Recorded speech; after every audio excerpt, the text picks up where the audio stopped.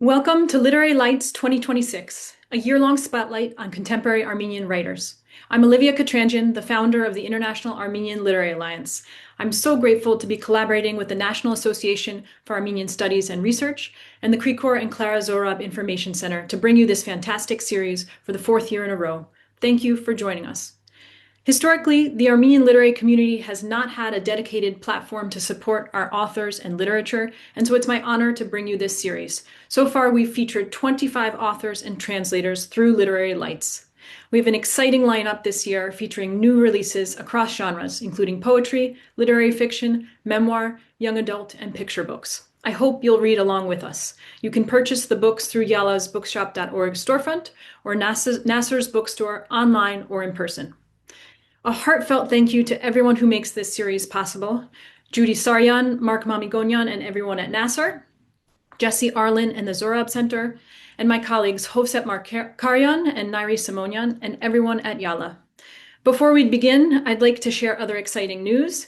This year, Yala is expanding our programming to offer a series of 6 virtual workshops funded by the Sarkisian Foundation for the Arts and Engineering, in partnership with the American University of Armenia, MISNA, and the Asian American Writers Workshop. Workshops include topics like centering Indigenous experiences in climate narratives, authorship against authority crafting insurgencies, and poems that ingest the difficult world with today's featured poet, Peter Balakian. I will facilitate the first workshop on March 1st on imagining alternative futures. I hope you will join us. Check our website for more information next week.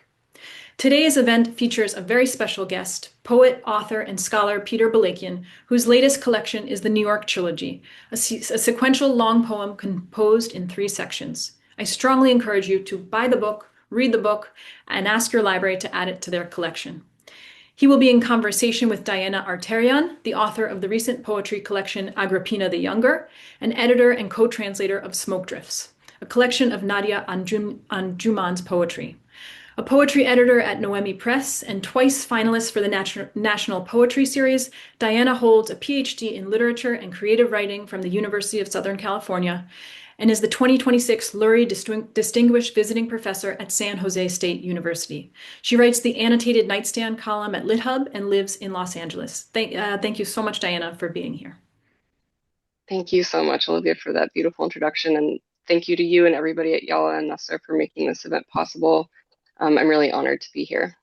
So I'm here to introduce the man of the hour, Peter Balakian. Peter Balakian is the author of 9 books of poems, including the Pulitzer Prize-winning Ozone Journal. His memoir, Black Dog of Fate, won the Penn Albrand Award, and The Burning Tigress, The Armenian Genocide and America's Response was a New York Times bestseller. Balakian's work has been translated into many languages, and he teaches at Colgate University. Of course, we're here to celebrate his new book. Welcome, Peter. Thank you so much. Diana, thank you. Olivia, Hovsep, Judy, and Nasser.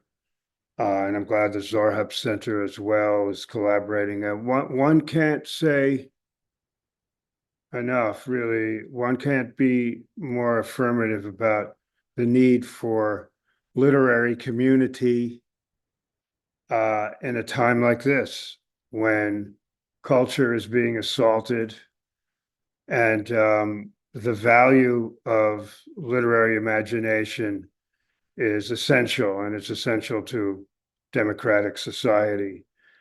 I've been making a public statement at every reading I've been giving in the past year.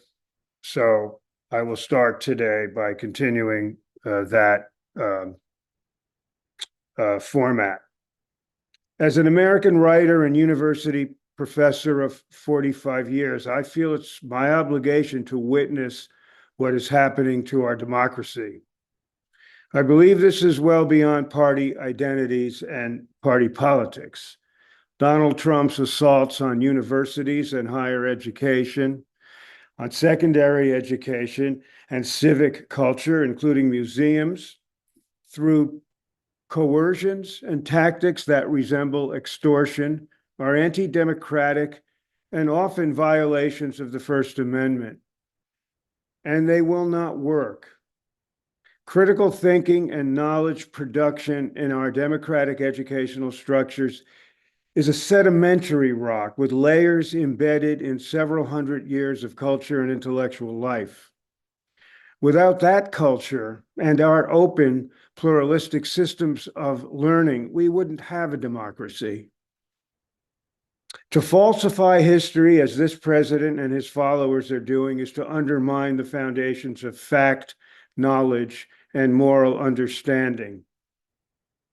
To purge our government of intellectual expertise needed to run a complex society is to demolish public health, safety, national security, and the rule of law. The sabotaging of the Kennedy Center and other institutions of culture can be likened to vandalism, in Raphael Lemkin's terms. The invasion of our cities and the violence done to them and our citizens, including the recent killings in Minneapolis, by what appeared to be a less trained ICE force, have involved violations of the First and Fourth Amendments and our democracy's commitment to human values. I'm reminded that Nazism, although violently destructive, was not able to destroy the Enlightenment tradition in Germany, as you can see from viewing contemporary German history.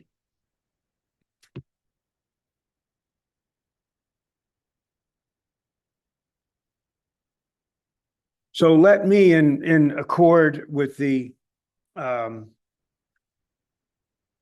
format here for our next hour together, open by reading some sections from the middle book of New York Trilogy. And there will be a strong Armenian slant to that, which seems to me to be right for us today, although there are many, many layers in this long poem of 143 sections. But let me just say something briefly. I mean, maybe in my conversation session with Diana, I can say a little bit more about the nature of the American long sequential poem and what I'm doing with this form. But I do want to note that New York Trilogy is composed of 3 long multi-sequence poems. 3 poems that appeared in my last 3 books, now brought together as one, which is how they were intended and envisioned.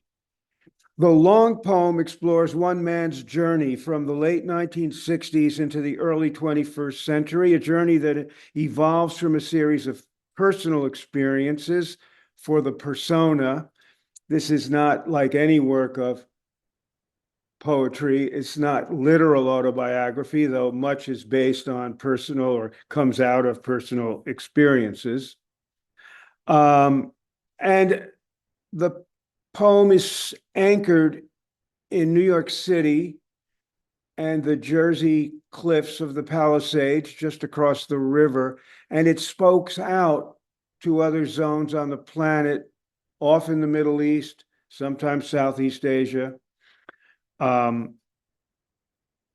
Some of the events that get ground up in the cement mixer of this poem include the Vietnam War, the AIDS epidemic, 9/11, the US war in Iraq, the geoclimate crisis, Armenian genocide, Hiroshima. They get ground up in the grist of it. One thing I want to note is that this long poem works by multi-sequencing, and by that I mean that in each of the 3 book sections, there are 4 narratives, and the reader must gather each piece of that narrative as it unspools and connect it to its antecedents. So there's a kind of layering and conversation that's going on. Happy to say more about that when Diana and I talk. I just want to read a few sections of from the Ozone Journal, Part 2, and this opens in the Syrian desert, where I was, and it takes off on my experience of being in Deir Zor with the 60 Minutes the great 60 Minutes TV journalist crew, led by the late great journalist Bob Simon in 2009. And that did yield a segment for 60 Minutes, a forensic investigation of remains of the Armenian genocide. You can still find that online. But here's how it opens. 1, I woke to CFCs humming out of coils. I woke to a compressor in my head and the compressor in the wall that made cool air come out of the vents. Couldn't sleep, downloaded photos of the day to stare at them as if the sky were something I could breathe in. Not good times by the sea, but desert blue and cracked ground, some tumbleweed blowing into my jeans.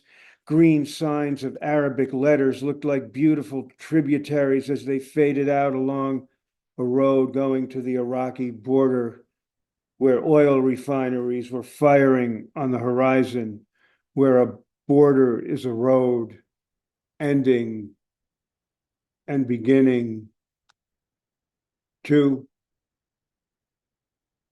all day I was digging Armenian bones out of the desert with a TV crew that kept ducking the Mukhabarat, who trailed us in jeeps and at night joined us for arak and grilled goat under colored pennants and cracked lights in cafes where piles of herbs glistened back at me. I passed out from sun and arak and camel jokes in a massive hotel. My room opened to the Euphrates that was churning in the moonlight. 3, when I woke, I was dreaming back to the 80s on Riverside Drive, where Ani was born on a bright day in a decade of money and velvet, when the plastic voice of Sinatra floated through fern bars, where we lounged with wine spritzers and lemon drop martinis. It was silver palette and more than cuisine, with its encoded sense of ending. And the smoked sable at Barney Greengrass, where we took Ani for brunch on Sunday, when the morning was lit up and open. 4, dreaming back to days. Why here on the Black Euphrates at 4 a.m.? After our life went up in a blue flame and the gas jet died and we were gone to each other. The walls silent and the floorboards echoed. The U-Haul came and my books got rained on, and the flags were rippling for St. Gennaro. Thisbe and Pyramus disappeared as myth and symbol, and that summed it up. 5. Now, I want to say something about this section. There's a thread in here that's based on 12 hours of interviews I did with my friend, the great historically important jazz producer George Avakian, who brought the modern LP and jazz into being out of his Yale dorm room in 1939, 1940. So if you don't know about George, you should go and read about George, because he had a big impact on modern music. So there's a thread running through here in dialogues with George, who's fictionalized here as Jerry, about jazz sound. 5, those days, no dream. The squeaky cassette going on Jerry in Riverdale. When I arrived, the sky was graphed through phone wires and Amtrak cables. I was sitting beneath shelves of uncut masters, the 78s of 1940, when Jerry cut the modern LP and found the hot lost jazz of the 20s. I was staring at hanging Armenian rugs and the river glare on a photo of Miles Davis, almost liquid in the sepia emulsion of 1947, when the smoke spiraled into 3 deuces on 52nd at a table with Sterling Brown and Gillespie and Jerry. And he put it in his hammered speech, quote, John Hammond was so hated by the musicians. Miles cut him out of this photo and pasted Dizzy in. But that was before I got Miles interested in John Cage. All right, I'm going to stop there. If there's a moment later, there are a few more sections I could, go with that also have an Armenian echo. But you get maybe some sense about the sequencing and the movement of the sections. That's the opening of book 2. Wonderful. Thank you so much for that, Peter. So I'm going to ask a few questions, but also this will open to Q&A at the end. So if questions pop up, feel free to just drop them in the chat and we'll return to them later. So just to jump right in your memoir, Black Dog of Fate, you reference how, quote, safety and numbing were definitive to your family's pathology. And at one point, your aunt goes so far to say, we say in Armenian, when the past is behind you, keep it there. Yet if you look at your oeuvre, especially this trilogy, you are not keeping the past the past. And we'll talk more about the structure of the poems, but can you talk about the decision to attend to the genocide and also these other really extremely difficult topics you touched on earlier? Thanks. Thank you, Diana. My preoccupation with history as a poet is connected to an ancient preoccupation. So I like Derek Walcott's phrase, the muse of history. The muse of history is very much part of the history of poetry. Whoever Homer was, the composite writer named Homer, the obsession with those wars along the Black Sea, millennia before that poem, the Iliad was even written, Virgil, Dante, Shakespeare's obsession with, I'm not comparing myself to any of these gods, believe me, I'm just noting a historical chain of events. Shakespeare's obsession with the civil wars between the House of Tudor and Stuart and the kings in England in the 15th century. I would think of Faulkner's famous phrase, the past isn't over, it isn't even past. Or James Joyce's phrase, history's the nightmare from which I'm trying to awaken, which you can take in various ways. The point is the impress of history on the poet's imagination has been a significant modality for millennia. I'm just another poet who's kind of oriented that way. It's not the only thing I write about. I mean, I love to write about the organic world, nature, food, sex, God or the absence of God, especially art and the ekphrastic impulse and all that. But history has had a particular claim on my head. I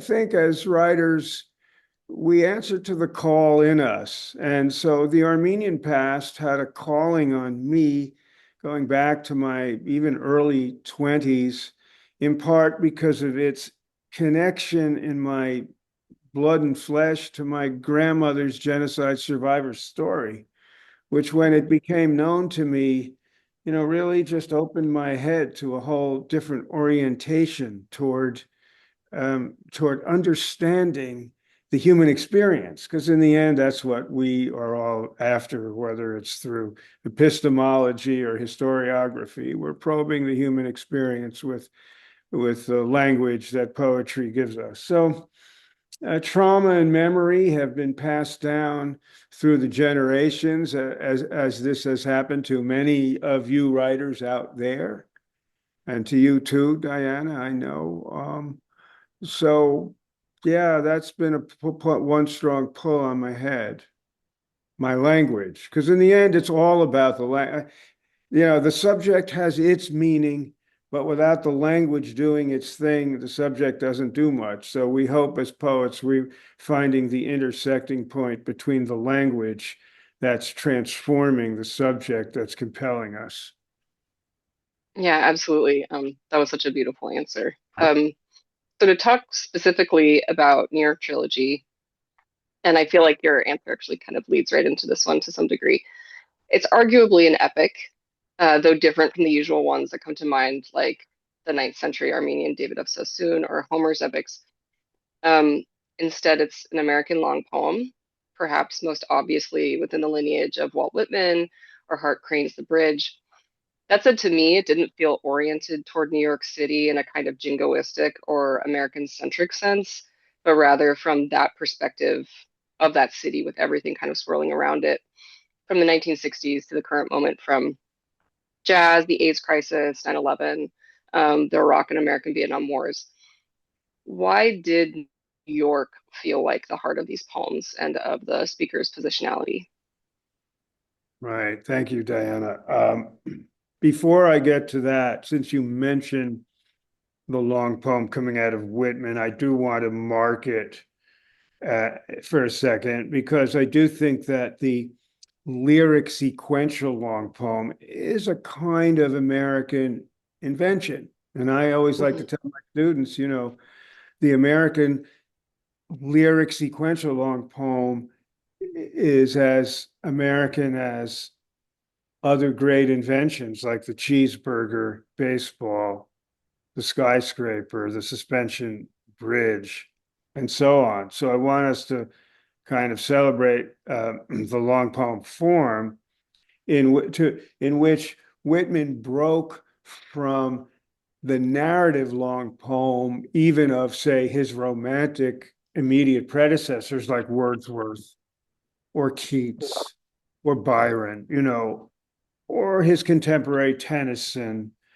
Whitman started doing something new, more jazz-like in a way, and I should include jazz in that great catalog of American inventions, in making the poem move associatively and non-linearly through accreting lyric sections that the reader then has to put together in their own way. So having said that, you mentioned Hart Crane, and I would add Hilda Doolittle, H.D., Adrian Rich, Robert Hayden, Charles Olson, William Carlos Williams. There's so many marvelous long poems in our American tradition.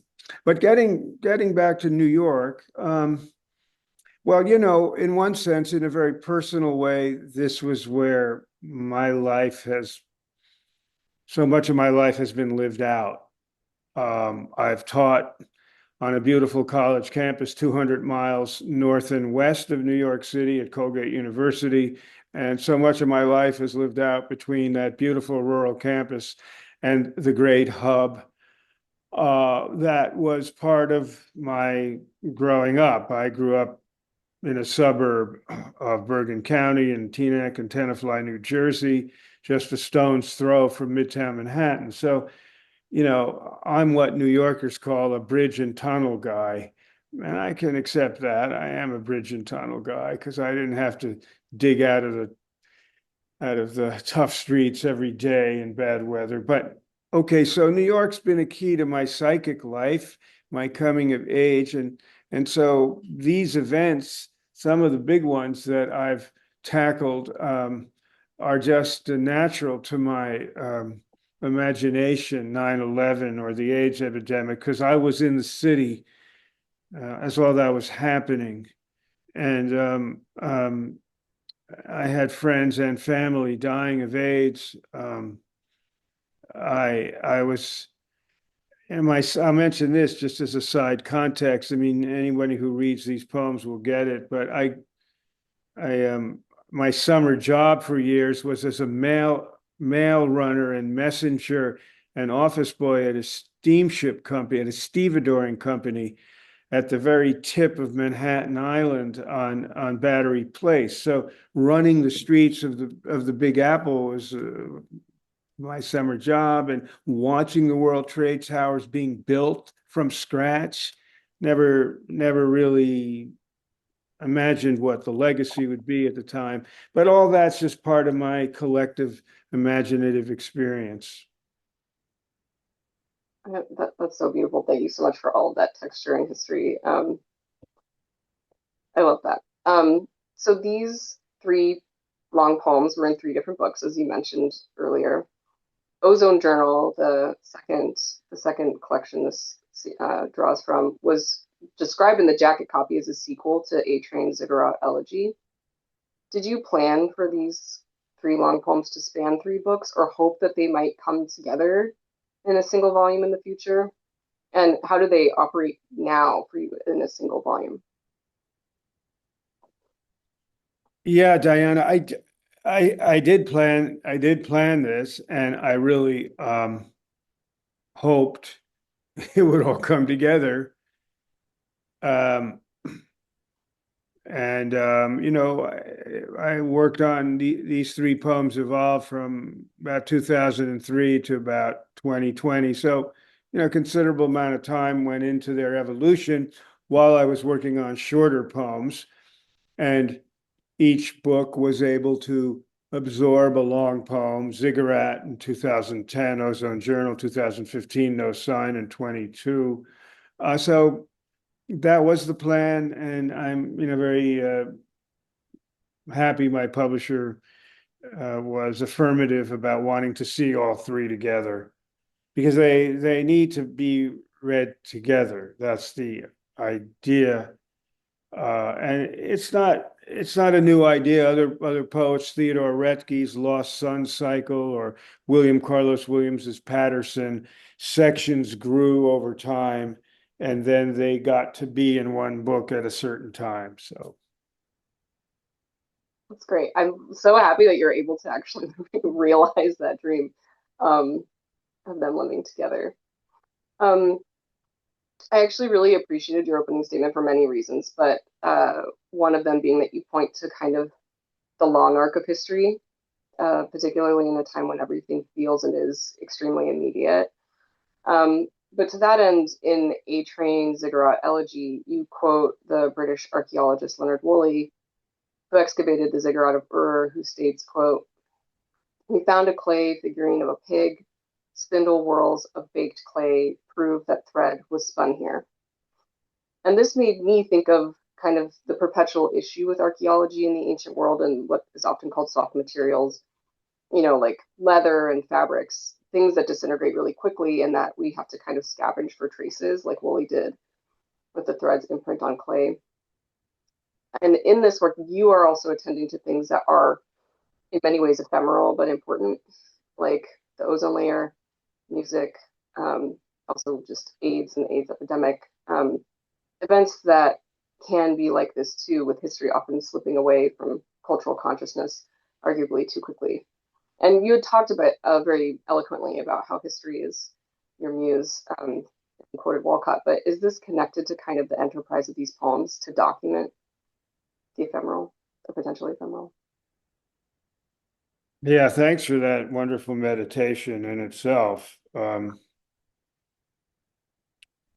Complicated issue about our whole project as humans on this planet, and how we understand ourselves and what we're doing.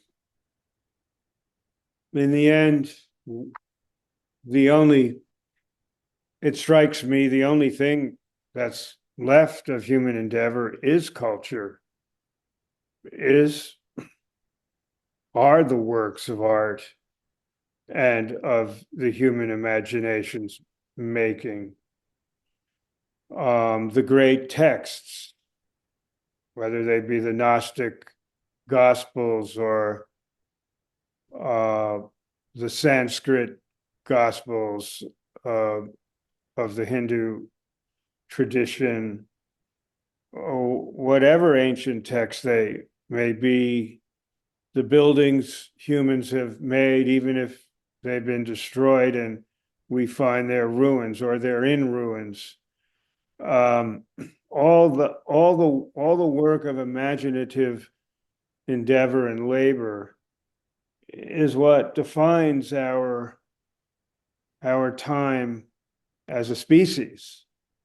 And of course, as you're noting, the materials are both fragile, but I also think durable.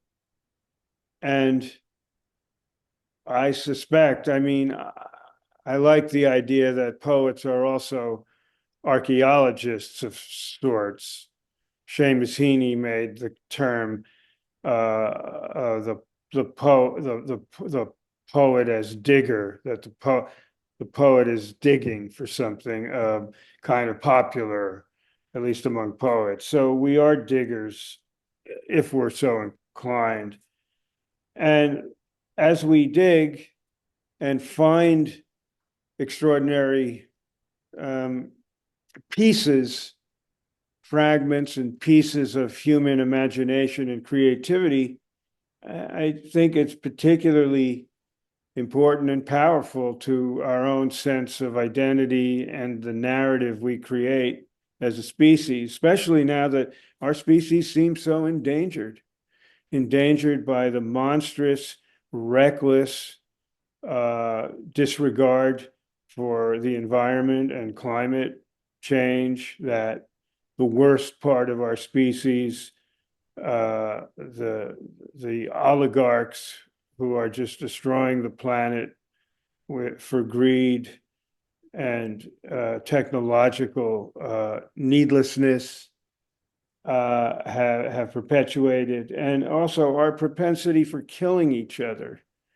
a very male-driven enterprise, just mass murder, mass violence, no end to it from the beginning of the 20th century to the present. I don't mean to digress, but only as a way of framing the precious importance and value of our digs and how they can fortify our own sense of worth and maybe even have political significance as a redress to our wanton need for destruction. Now, I don't know. I'm meditating myself here a bit, but Leonard Woolley's dig in my poem, Leonard Woolley in A Train Cigarette Elegy, that's book one of the trilogy. Um,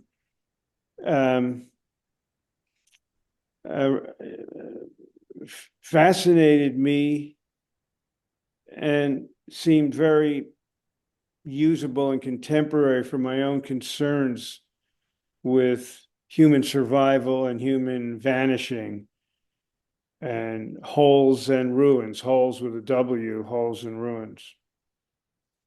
I recommend his book if anyone's interested.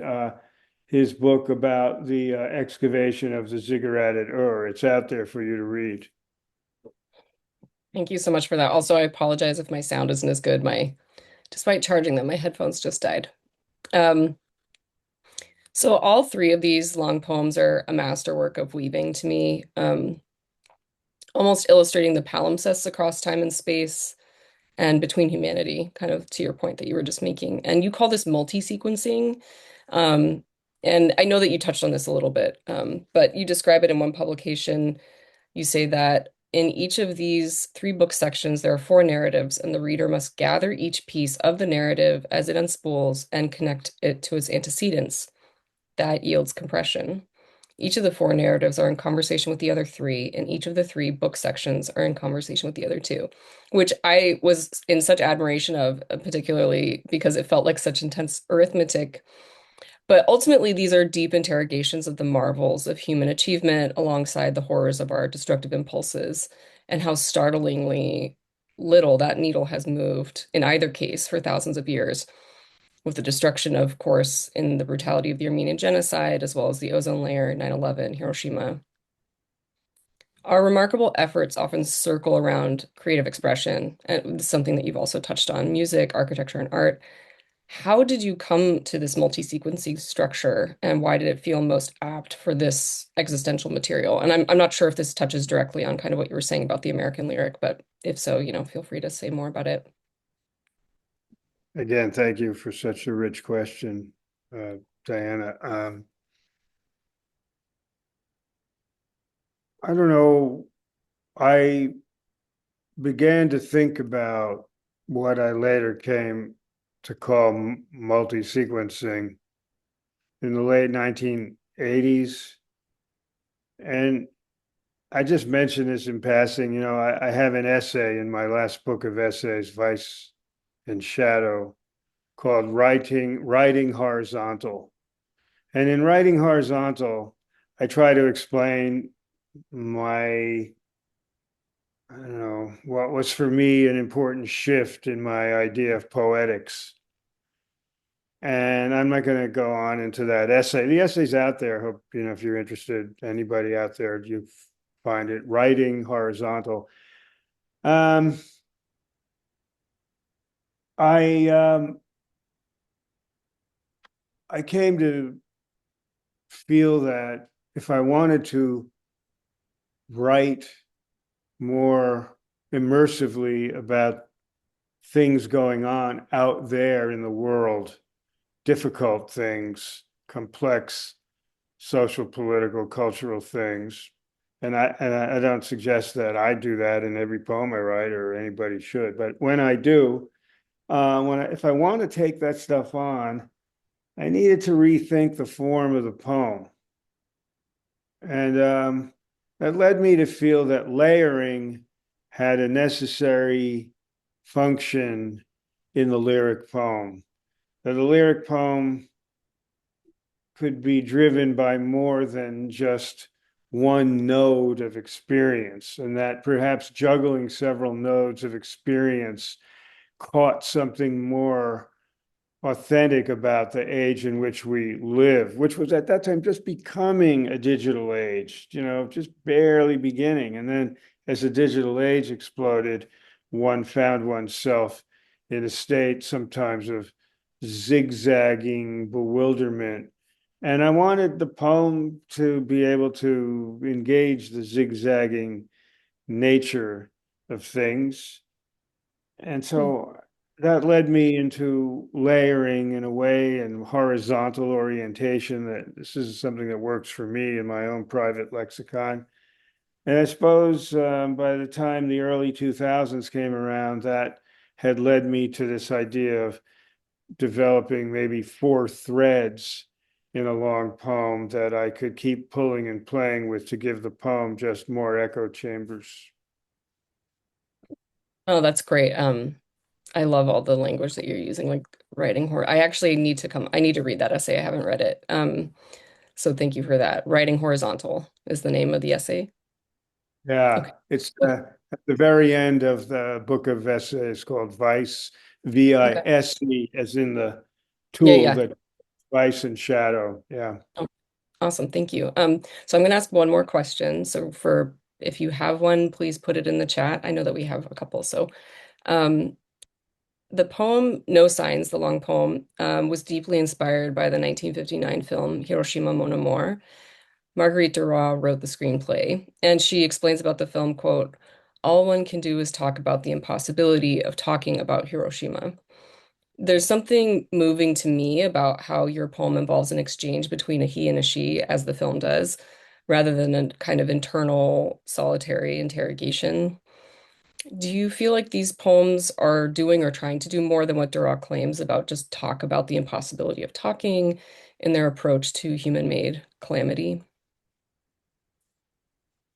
Well, I think Duras is very prescient, and that's a very postmodern statement made in the late 50s, especially apropos of atrocity and the idea, that there's an impossible way of it of taking it in. Well, we can acknowledge that that is true. It's true for survivors too. I mean, the subjectivity of it, of the absorption of such mass violent events is what it is. It's been studied a lot, written about a lot. There's a whole great archive of Armenian genocide survivors that many of us, I'm sure, in this Zoom today have spent time listening to. They're at the Shoah Foundation now at USC and in the Zorian Institute in Toronto. But I again, I don't mean to digress there, only to acknowledge the importance of Duras' statement. In my poem,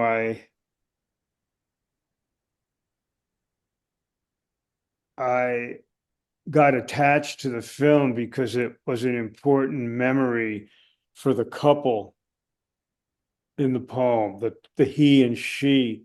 For those who haven't read this book, in the third book of New York Trilogy, No Sign, the formal concept of the poem is dialogical, so that in every section, he speaks to she and she back to he. They're an old couple who've been reunited in this moment of deep dialogue. So they're remembering the impact of Hiroshima Mon Amour on them. So that's one way to bring the poem into a very personal landscape and not to try to pontificate about Hiroshima. And then in a lot of those Hiroshima sequences, I actually let the characters speak. Louis and Elle, I used the screenplay. Mhm. And I thought that worked. For me, that worked because it protected me from trying to do anything, I don't know, impossible with the event and with the movie, but let the movie come into the poem and let the film itself interact with the two characters. So that was my way of trying to stay, in a solid place. Yeah. Yeah. Wonderful. Okay, so we have one question. Um, in the piece you just read, it mentioned myth and symbol. Could you briefly comment on how myth and symbol have served your own work and how it may or may not be missing in today's poetry? I think in general is the implication. Well, I'll quote my dear and late friend, the great psychiatrist and historian Robert J. Lifton, who wrote in a number of his essays, as human beings, we live on images. We're image-hungry creatures, and we're symbolizing creatures. So that humans are deeply tied to the image making and symbolizing process. It's one reason why poetry is so important to civilization and to the human story. So myth and symbol are inseparable from our journey, certainly for the journey of poets. And I suppose in each generation, different myths and different symbols call writers, and writers answer to that call. One of the things a writer gets for engaging in myth and symbol is layers and implications and multivalent meaning. I mean, you have to do it well, of course, but myth and symbol, engages a writer in a long dialogue with previousness, with literary history, with the literary past, and makes what you're doing more layered and rich. Now, as our modernist generation brought us the new energy for what Eliot and Joyce called the mythic method. Ulysses and the Wasteland, I think, were the first two profound pieces of modernist writing that purported to be structured by the use of previous myth for a probing of contemporary life. Ulysses and the Wasteland, that's all that, we all know that. And it's hard not to still be connected to that impulse. It's pretty important. But the myths themselves will change, what myth and symbol might be for a Blackfeet Indian or an Apache, a Native American. It will be different from what myth and symbol might be for a contemporary Greek writer or an Armenian writer. Whatever, that's going to change across gender and historicity, but the concept remains very rich for everyone. Yeah, I love that. We have another question. Are there contemporary writers that you are reading right now that you find especially interesting?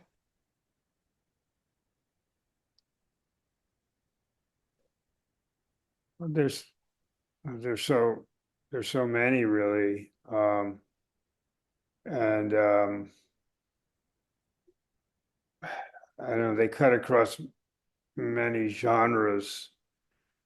Um, I'm finding, Richard Ford's novel, The Lay of the Land, right now, a rich exploration of the relationship between a sense of place and human character.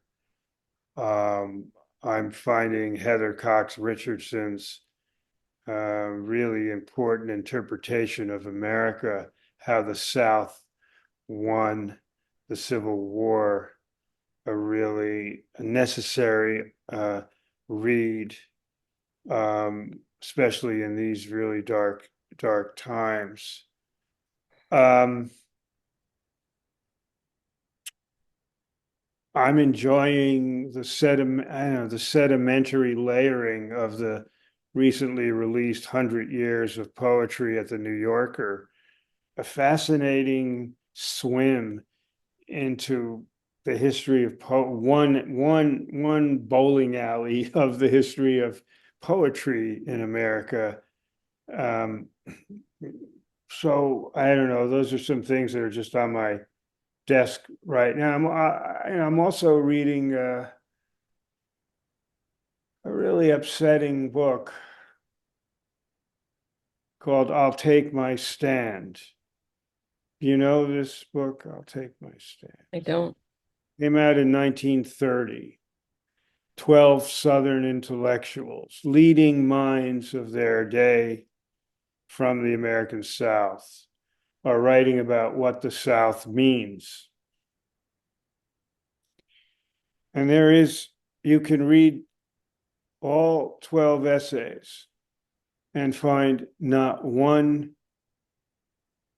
bit of interest in what happened to Black people, Wow. not one bit of ethical concern for the institution of slavery or the current institution of Jim Crow. Now, these essays were written in the late 1920s. And the only mention of slavery by the eminent poet John Crow Ransom is a defense of slavery as a decent and humane institution. Wow. Now, this book has really shaken me up. I'm trained as an Americanist. I teach American history, culture, literature, all, for my whole career. So this book has to be dealt with. We want to understand how we got to where we are. I think you have to go really, really face white supremacy. Yeah. So these are some things that are rattling on my desk. Yeah. Yeah. Can I ask, just because we have like maybe 2 more minutes before we close out, what are you working on anything else? Like what's next for you in terms creatively? I mean, other than like all of your amazing activism and everything else that you're doing all the time. Well, it's always a new book of poems in the work, so I'm well into a new book of poems. I tend to be working on various essays, some about literary figures, and other shorter ones, very short political pieces, which just help me personally, in a psychological way, deal with what's going on. Mm-hmm. Um, I'd be happy to send out my recent essay on anti-intellectualism in American life, Richard Hofstadter's 1964 book, and what it can teach us about the Trump moment. So if anybody wants that, I'll send a link out. And I've been working on a long nonfiction family piece. We'll see where it goes. Another family story in the nonfiction genre. So we crave the silence of our studies or studios or spaces every day to keep the language going. And I know many of you out there are writers, so just keep guarding the preciousness of the silence, but also make room for the challenges of the outside world that I think we as writers have a place in defending democracy now. Yeah, beautifully said. Thank you so much, Peter. Yeah, my pleasure. Thank you, Diana, for your marvelous reflections with me and all of you on Yala and Nasser and Zorian. The vitality of Armenian culture worldwide has as vital as it's ever been. And in this case, the digital age is our friend. It's often the enemy of many things out there, but that we can gather and bring our culture together this way and in other forms across time and space is really a great thing. And I'm honored to be part of it.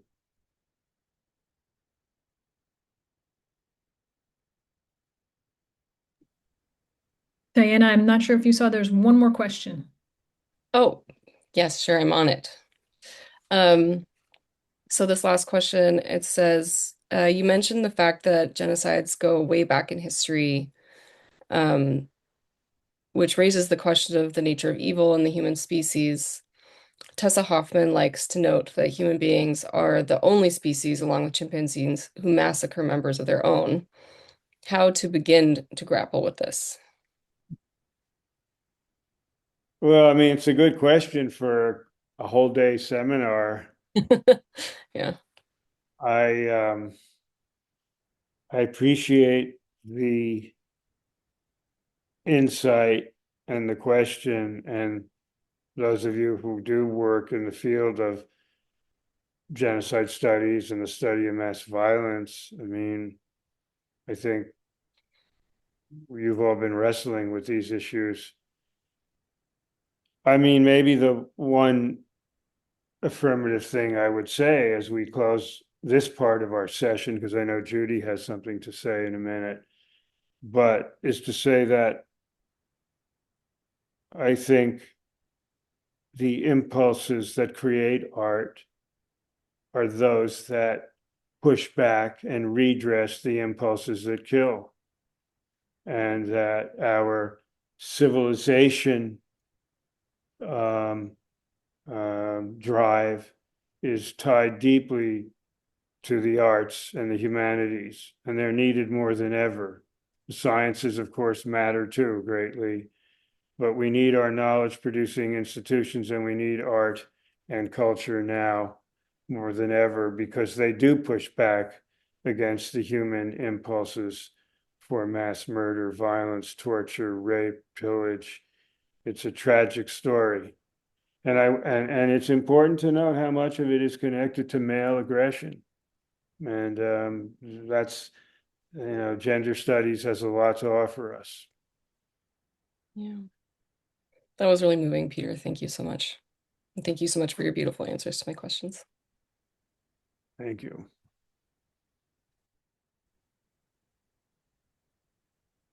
I want to thank Peter Balakian and Diana Arterian for a very fascinating and moving conversation. And I thank you, our audience, for being part of that conversation. Of course, this is part of Literary Lights, which Yalla has brought to you, along with the Krikor and Clara Zorab Information Center and Nasser. You can buy the New York Trilogy and other books featured in Yala's Literary Lights from Yala's Bookshop storefront, also from Nasser's bookstore online or in person. We also encourage you to pre-order Rose by the Sea, An Armenian Journey of Courage and Hope by Rebecca Rose Muradian, our next Literary Lights feature scheduled for April 11th. The details will be announced. I also want to highlight the new play, Zabel in Exile, about the author and political activist Zabel Yasayan, who was targeted by two tyrannical regimes, the Ottoman Empire, as well as Stalin's reign of terror. This play will be performed by the Boston Playwrights Theater, which was founded by the poet-playwright Derek Walcott, whom Peter quoted about the muse of history. And this play is very much about the muse of history, but it's also has a great deal of resonance for our contemporary times. Yesayan was an important writer, and also she stood up, as I said, against tyrannical regimes, and she testified during her time. She was a person who dealt with the horror of genocide. And so that question that was asked about how do we grapple with genocide today is really in many ways answered by Zabel Yasayan's work and her life. She had to face many challenges, and she overcame many challenges, and she is definitely someone who inspires us today to take action. The tickets are available from bostonplaywrights.org, and the play will be running for 3 weeks from February 19th to March 8th at the Boston Playwrights Theater. As I said, that was founded by poet-playwright Derek Walcott. And we encourage you to come to see the play and to experience this amazing woman's life. And thank you again, and we look forward to seeing you next time.